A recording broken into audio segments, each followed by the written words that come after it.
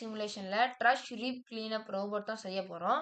முதல்ல இது செய்யறதுக்கு பார்த்தீங்கன்னா, வெக்ஸ்கோட் விஆர் வெப்சைட்ட பார்த்தீங்கன்னா ஓப்பன் பண்ணணும்.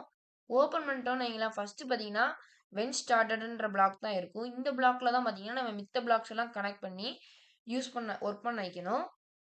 இது பார்த்தீங்கன்னா, நம்ம ஃபர்ஸ்ட் செட் டிரைவ் வெலாசிட்டின்ற பிளாக் பார்த்தீங்கன்னா கனெக்ட் பண்ணுவோம்.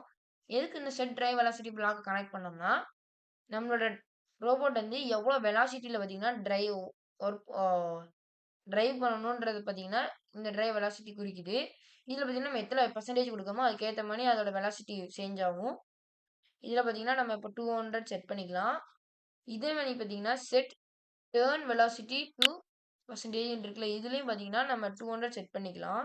இது எதுக்குன்னு பார்த்தீங்கன்னா, நம்ம ரோபோட் பார்த்தீங்கன்னா, டர்ன் ஆகும்போது எவ்வளோ வெலாசிட்டில டர்ன் ஆகணுன்றதுக்கு பார்த்தீங்கன்னா, இந்த பிளாக்கு. இதுலயும் பார்த்தீங்கன்னா, நம்ம அதில வச்ச மாரி இதுலயும் 200 செட் பண்ணணும். அடுத்து பார்த்தீங்கன்னா, நம்ம கண்ட்ரோல்ல ஃபார் லூப் பார்த்தீங்கன்னா தேவைப்படும். ஏன்னா ஃபார்எவர்ன்றதுக்கு மீனிங் பார்த்தீங்கன்னா, எப்பவுமே வேலை செஞ்சுக்கிட்டே இருக்கணுன்றது தான் அதுக்கான மீனிங். ஏன்னா நம்ம ரோபோட் பார்த்தீங்கன்னா, ஒரு இடத்துல நிக்காம வேலை செஞ்சுக்கிட்டே இருக்கணும்ல. அதுக்காக தான் இந்த ஃபார்எவர் பிளாக்கு.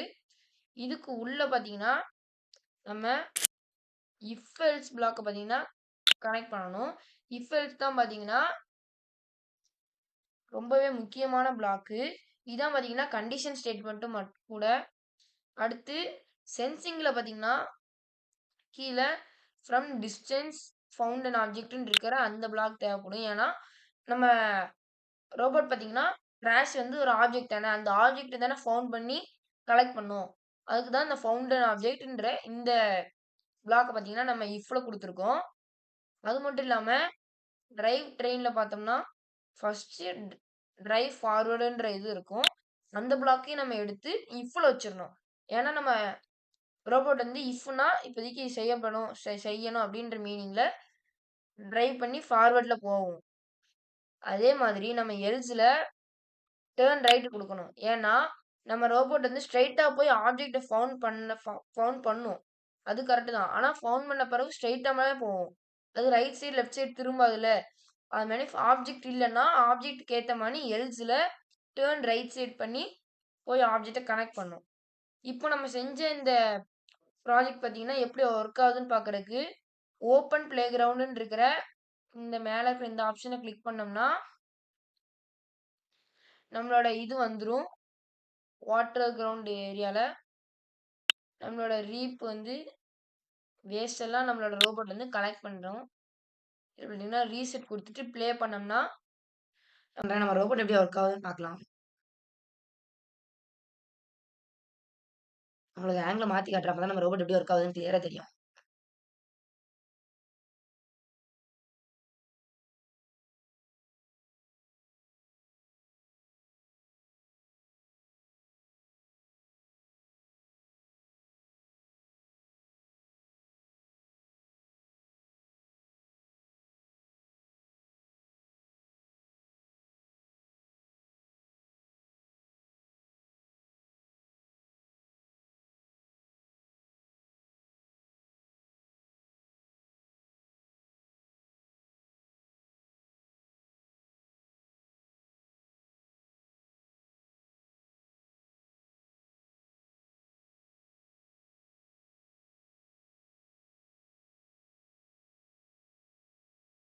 நம்ம ரோபோட்டோட பேட்டரி பார்த்தீங்கன்னா, லோ ஆயி 20% வந்துட்டு.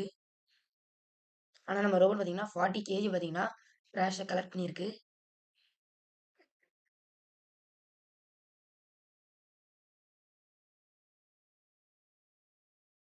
இப்ப நம்ம ரோபோட்டோட பேட்டரி உண்மையில பார்த்தீங்கன்னா, நம்ம ரோபோட் எவ்வளோ கேஜி ட்ராஷ கலெக்ட் பண்ணியிருக்கு அப்படின்றத பார்த்தீங்கன்னா, இந்த இடத்துல கேஜின்னு கூட நமக்கு பார்த்தீங்கன்னா, வேல்யூ காட்டும். இதில கெட் சர்டிஃபிகேட் குடுத்தோம்னா, இந்த இடத்துல பார்த்தீங்கன்னா, வெக்ஸ் ரோபோட்டிக்ஸ்ன்னு பாத்து பார்த்தீங்கன்னா, நமக்கு ஒரு பேஜ் ஓப்பன் ஆகும். இந்த பேஜ் மூலியமா பார்த்தீங்கன்னா, நம்ம சர்டிஃபிகேட் பார்த்தீங்கன்னா எடுத்துக்கலாம். டவுன்லோட் பண்ணிக்கலாம். இந்த இடத்துல நேம்ன்னு கேட்கும். இந்த இடத்துல பார்த்தீங்கன்னா, நேம பார்த்தீங்கன்னா டைப் பண்ணிக்கிறேன். டைப் பண்ணிட்டு, கீழ இருக்கிற ஜெனரேட் சர்டிஃபிகேட் குடுத்தோம்னா, நம்ம ரோபோட் எவ்வளோ ட்ராஷ் கலெக்ட் பண்ணுச்சு, அதுபோக நம்ம நேம் வச்சு பார்த்தீங்கன்னா, இந்த இடத்துல பாருங்க சர்டிஃபிகேட் பார்த்தீங்கன்னா, கிரியேட் பண்ணிட்டு, நம்ம ரோபோட் கலெக்ட் பண்ண 45.5 கேஜி. அடுத்து நேம் அடுத்து இதில கெட் சர்டிஃபிகேட் குடுக்கணும். குடுத்தோனே பார்த்தீங்கன்னா, இங்க நம்மளோட ரோபோட்டோட சர்டிஃபிகேட் பார்த்தீங்கன்னா, பெருசா பார்த்தீங்கன்னா, இந்த இடத்துல டிஸ்ப்ளே ஆகும்.